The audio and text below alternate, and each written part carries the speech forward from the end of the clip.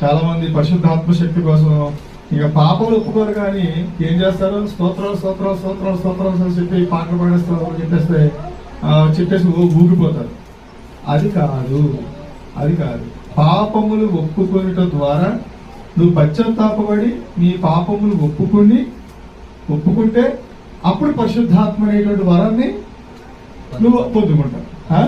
కాబట్టి పరిశుద్ధాత్మ అనేది వరం అనేది నిన్ను సర్వసత్యములోనికి పరిశుద్ధాత్మ దేవుడు నడిపిస్తాడు, నిన్ను శక్తివంతుడిగా చేస్తాడు. ఏంటి శక్తివంతుడు అంటే నువ్వు 10 మందిని కొట్టే బలం కాదు, అది కాదు.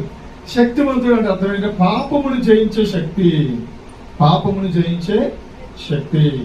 అంటే ఏంటా శక్తి అంటే త్రాగుడికి బానిసైన ఒక వ్యక్తి ఉన్నాడు అంటే పరిశుద్ధాత్మ శక్తి వచ్చినప్పుడు ఏమవుతుందంటే ఆ త్రాగుడి మీద అసహ్యత కలుగుతుంది. చెడు జీవితం జీవిస్తున్నటువంటి వ్యక్తులు